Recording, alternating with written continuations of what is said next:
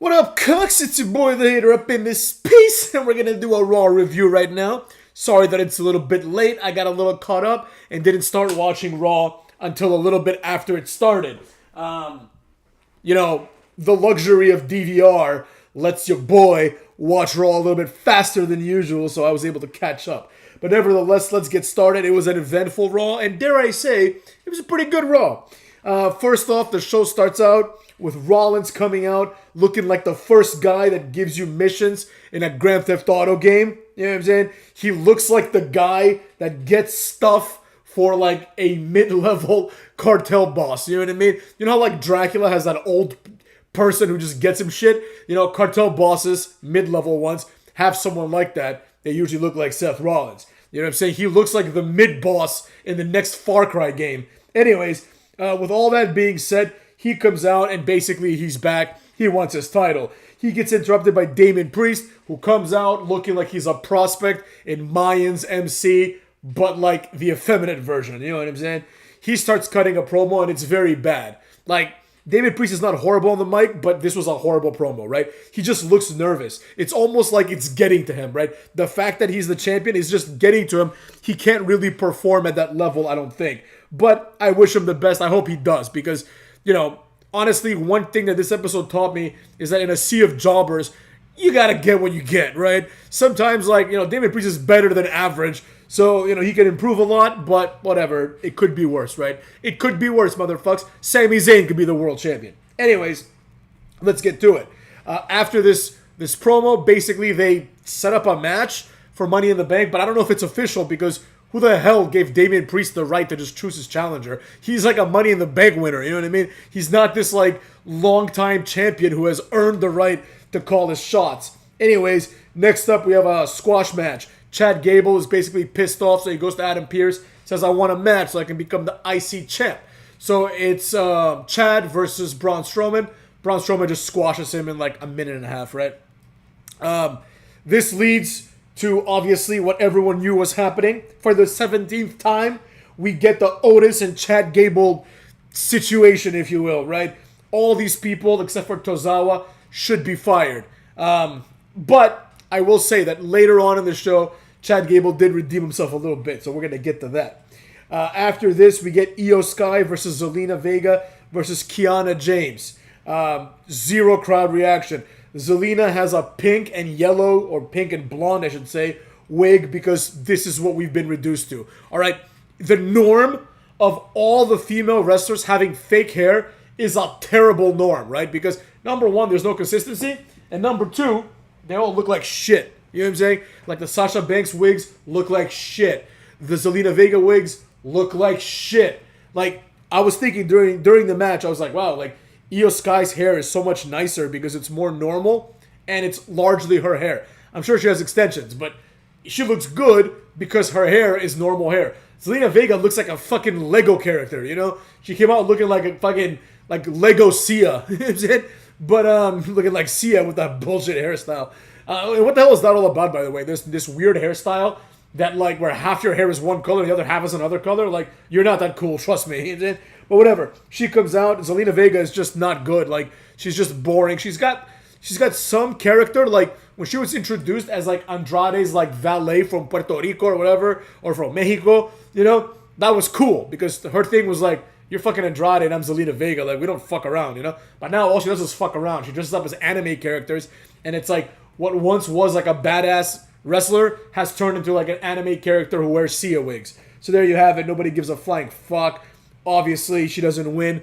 I actually thought Kiana James would win, but it's Io Sky. Io Sky wins. Nobody really gives a flying fuck.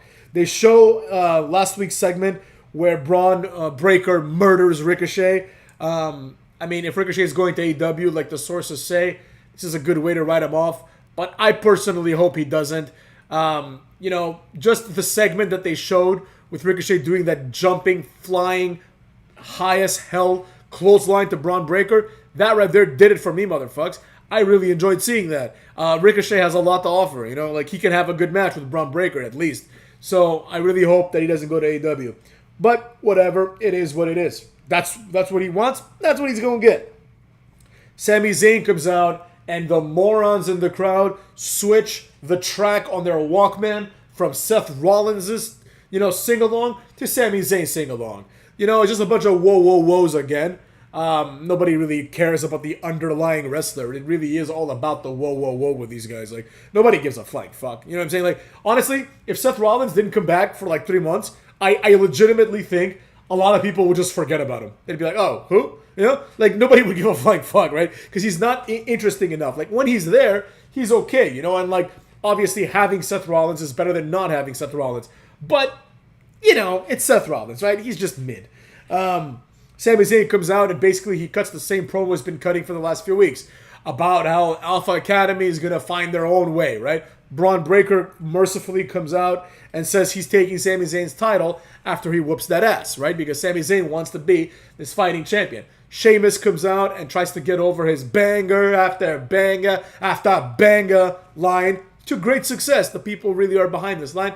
And basically he comes out there saying he also wants a title shot. Braun Breaker justifiably gets mad because Braun Breaker was in the middle of doing that exact same thing and Sheamus just came up and interrupted him. He just ignored him completely and he was like, oh, fuck this guy, I want a title shot, right? So Braun Breaker basically is like, yo, I'll kick your ass too, kid, right? And I don't know, for some reason they didn't let this happen until later. Basically, Sami Zayn forgets why he's out there and he says, I'm going to go talk to Adam Pearce to make this into a match. Like, why are you out here, right? Like, was Sami Zayn just coming out in the middle of the ring to say absolutely nothing and hope that Braun Breaker and Sheamus interrupt him? Exactly, right? Doesn't make any sense. So he switched exactly what he was doing, and that's what happens. Then we've got like a segment in the back between the women tag team champions and Zoe Stark and Shayna Baszler. I can't believe I remember their names. Now it seems like whatever Isla Dawn and the other one are no longer like, witches. Now they're just two girls that are happy to be there, which is the death knell for a WWE career. As soon as you go into the I'm happy to be there, if your name is not Sami Zayn or Kevin Owens, you might get fired soon. So I hope that they don't get fired after they drop the titles, but I hate it. They're basically just Peyton Royce and Billy Kay or whatever, but less good because Peyton Royce and Billy Kay were always that, right? They were presented as that the whole time and they were entertaining.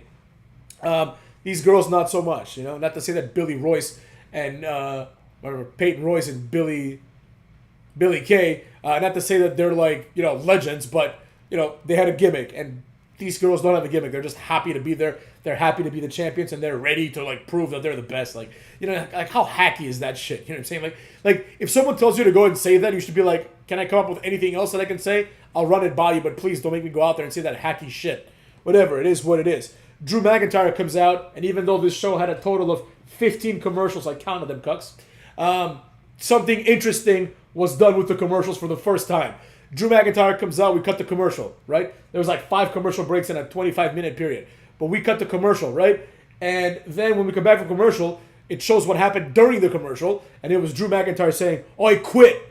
This was kind of clever. I'm not going to lie. I like how they did that during the commercial break to kind of really sell the fact that he's over this bullshit, right? Then it shows like him in the backstage talking to Triple H and I think Adam Pearce basically being like, fuck this, like, I don't want to stay here, whatever, right? And Triple H is like, no, please don't go. And this was an interesting segment, right? I actually liked it a lot because this is what the Attitude Era was all about. Short segments that get to the point immediately and, let you know what the fuck's happening with the character. So I really enjoyed this segment. This is like a great example of an effective segment.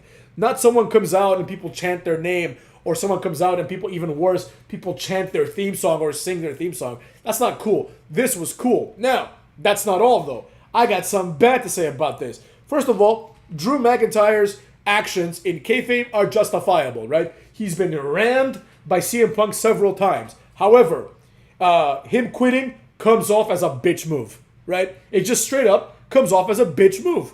He basically lets CM Punk win. And to let CM Punk win is inexcusable, right? It's like, think about Triple H's first main title run, right?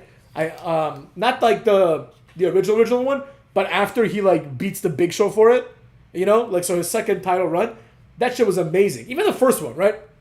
It was one of the best title runs of all time because basically it just felt like every week The Rock, which was his main enemy during this time, and sometimes he'd be like The Undertaker or Kane, but usually it was The Rock, right?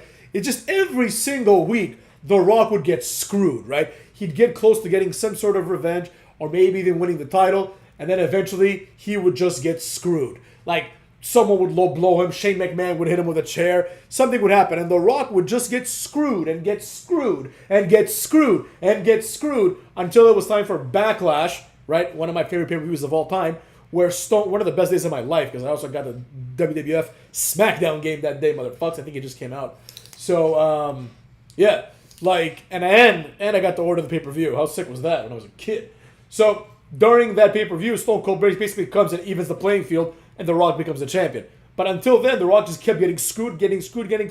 So imagine if, like, 3 weeks after that, The Rock just says, "Oh, I quit." No, that The Rock would no longer be cool, right? Now, I understand Drew McIntyre is the heel here, but it doesn't matter. You don't want to bury, like, one half of your guys, and more importantly, you don't want to bury one of the actual stars that you're kind of making in Drew McIntyre. Like, he's not a star, in my opinion, in the Attitude Era. He'd be in a tag team with Bull Buchanan, but nevertheless, in the present day era, he's one of the biggest guys they got, and he's one of the biggest names they got. So I didn't like that part of it, but I liked the segment and how it was presented, right? Then we got Katana Chance and her partner, whose name I don't remember, against Damage Control, which was Kairi Sane and Dakota Kai, right? They come out, they do their thing. Chance and whatever, Jamie Carter, I don't even know her name. They do their finisher, which is like the after party, which is basically like, you know, like the move that the Motor City Machine Guns used to do, the skull and crossbones or whatever. It's like that, but instead of a splash or a crossbody, it's a 450. So that was pretty cool. They did it pretty decently. They won the match, and then in the end, we had the same thing as last week. We had Io Sky saying, "Damage control needs to change." Nobody cares, right? And that's another thing about this show. It's really annoying because a lot of the stuff that's happening is just the same thing as last week. Then we had, at some point, I don't remember when this happened, but I want to make sure that I don't forget about it. There was a part where Chad Gable basically is abandoned by Alpha Academy, and he declares that he's going to win his match next week, which is him versus Bronson Reed versus Braun Strowman for to be in Money in the Bank. I think actually Chad Gable would be a fantastic Mr. Money in the Bank, right? They're trying to, I mean, obviously it looks like it's going to be fucking Uso, but it could be a SmackDown guy too. You know, I actually think it'd be more compelling on SmackDown. I could see it being a Raw guy, but I feel like it'd be more compelling if it was a SmackDown guy, right? You can use that to really push someone on SmackDown and kind of make a big splash. And then, you know, the person could be hovering over Cody the whole time, which, I don't know, just seems like it makes more sense. But nevertheless, let's get back on track here. Cuckolds. Basically, at a certain point, we have what I thought was going to be the main event, Braun Breaker versus Sheamus. It wasn't, even though this match went on 2 long segments, right? There was only 1 commercial break in the middle of this match, and it was a long match. It ended with Ludwig Kaiser coming out and basically attacking Sheamus, causing a disqualification. Ludwig takes Sheamus out, and he starts whooping his ass. Then he sets up Sheamus' leg on the steps, and he goes out like kind of like by the entrance ramp, and Braun Breaker is there too, right? And Ludwig runs one way to go and like kind of run around the ring and do like a drop kick to break Sheamus' leg. But as he does this, Braun Breaker runs the other way and intercepts him with a spear. It was badass. I really enjoyed that. Braun Breaker just rules. You know what I'm saying? And all of a sudden, this part pissed me off. All of a sudden, Sami Zayn, who was apparently on the announce desk, I don't think I heard him speak, he's all of a sudden a tough guy. He's like, come on, Braun. And it's like, what are you talking about? This is the same pussy that was afraid of Gunther, right? It's like, if you're afraid of Gunther, I don't think I can beat Gunther, then you should be terrified of Braun Breaker, because look at Braun Breaker. He looks legit. He looks like someone that could kick your ass. Gunther looks like a nerd. You know what I'm saying? He's got that nerd haircut. Braun Breaker just looks like a jock. He looks like someone that would shove you into a locker. So it doesn't make any sense. But whatever, it is what it is. After this, we have another mandatory Dom and Liv segment. This time, Dominic Mysterio is trying to get back his vest. This thing happened multiple times during the night. You know, Damian Priest sees them and basically interrupts. And then Damian Priest politely asks Liv Morgan to leave Dominic alone. This was so fucking weak. I mean, this is the world champion, right? And he politely asks her, like a cuckolded father that goes to the principal's office to make sure his kid stops being bullied. Like, you're supposed to be a badass. You know what I'm saying? You're supposed to be like the world champ. But whatever. That's the way they went with it. That's the way we're going to talk about it. Then Karrion Kross cuts a horrible, horrible promo reminding everyone why he is in the position that he's in, right? I remember distinctly when, and I don't want to harp on about this, but when I said Karrion Kross sucked, a lot of people told me he's really good on the promos, just give him a chance. Well, I just heard a promo from him. I think it's the first one that I've actually ever heard, and it was shit. The promo was garbage. It was a 0 out of 10, so anyone that kept saying he's good on promos is wrong. I'm sorry to tell you. You're all wrong, and once again, the hater was right. Cuckolds. To make matters even worse, Karrion Kross ends the promo by saying TikTok. Right? That's still a thing. And in the promo, he challenges New Day, specifically, but not specifically enough, Kofi Kingston, right? They cut to like a backstage segment where Kofi and Xavier are there, and Kofi basically says, bro, you've accomplished fucking nothing. This was actually great. It was a rare, good promo from Kofi Kingston, right? He's basically like, look, yeah, you got one accolade, the NXT title, but like, what have you done since then? You know, he basically just says you're a jobber, dude. Like, if only Kofi was allowed to use the word jobber, he'd be like, dude, you're a fucking jobber. But that was the subtext of the promo, right? It's just like when people offer you advice and they think they have what you want, right? It's kind of like when Technical Work Rate Productions was like, oh, the hater is stuck in the mud, blah, blah, blah. Like I give a shit what they think, right? And that was the whole point of my video, too. It's the same idea, right? It's like Karrion Kross acts like he's in a position to give advice to, Kofi Kingston, when in fact it's the opposite. Kofi Kingston is a former WWE champion, you know what I'm saying? He shouldn't even be on the same segment as this jobber, but whatever. There was a moment where Kofi Kingston says, I accept your challenge, and Xavier Woods kind of has this look on his face like, oh, wow, like, I want to take the challenge, whatever, right? Just to kind of, continue fanning the flames of dissension within the New Day, I suppose. I don't know what's going to happen. Quite frankly, I don't give a shit. These are now both undercard acts. After this, Uso comes out. Jey Uso comes out. His crowd entrance is a good time. I'm not going to lie. Ever since, his, man of the people, not gimmick, but presentation, he's much more likable, right? He's definitely over as fuck. I mean, let's be real. This guy is over, and he's got a good, little dance thing, whatever, where everyone does the arms up and down. And he's got a pretty good entrance music. Actually, one of my favorites that at the current time. He's got It's Just Me, Oos, Day One-ish, which I think is really fitting. And also, it's just a good song. So, with that being said, he comes out. The main event is going to be Ray versus Jay versus Finn. All right. This match, I kind of fast-forwarded because I knew it was going to happen, so what was the point? Basically, Ray's about to win the match after hitting a double 619. I actually like that because Rey Mysterio is fucking Rey Mysterio, so he should be the one that would have been the logical winner, but for the interference. The Judgment Day comes out, they start whooping his ass, right? Braun Strowman comes out and clears the ring, but it's too late. Who cares? You know what I'm saying? It doesn't matter. The damage has already been done, so him coming out doesn't change anything. Basically, the match ends when Finn Balor drops Rey Mysterio, hits him with a coup de grace. Now, Finn Balor is a complete idiot because he goes for the pin while Jey Uso was on the turnbuckle, right? Now, for the fans viewing at home, they focused on the Finn Balor turnbuckle, so we had no idea that Jey Uso was there. But for everybody else, including Finn, it's like, dude, there's a guy 4 feet away from you, ready to jump at you from the turnbuckle, right? And Finn Balor just goes for the pin anyways. He gets Uso splashed. Uso pins Finn. Uso wins, goes to the crowd, and celebrates, right? Braun Strowman's presence added nothing. Braun Strowman is like that, that dog from Foghorn Leghorn? Like the dog that Foghorn just abuses. He's like that idiot. He's just just following around doing nothing. But it is what it is. It's just me, Oos. I really enjoyed that. Then the lights go off. And here we go. It's time for the debut of the new Wyatt family. I thought about making an entire video about this, and I likely will, but this segment does not merit its own video. This segment was rather simple, right? But I did like one thing, right? Because at first, I didn't realize what was happening. So basically what happens is some broad, which might or might not be Nikki Cross. It looked like Abaddon from AEW. But the rumors say it was supposed to be Nikki Cross, so I don't know. Maybe it's her. She looked a little bit chunky to be Nikki Cross, because Nikki Cross is always kind of svelte. But whatever, it is what it is. She comes out, crawls towards a lamp. She's dressed like the Sister Abigail puppet from the Bray Wyatt puppet thing, right? So that happens. Then the camera just goes to the back, right? Now in the back, it shows a bunch of people that have been laid out completely, right? They've gotten their asses whooped, And that's understandable.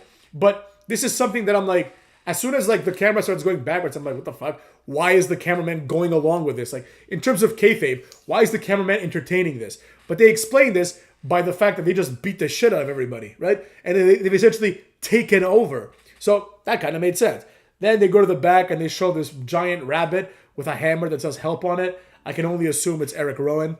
Then they show like Mercy the Buzzard, right? All the characters are basically like Bray Wyatt's puppets, right?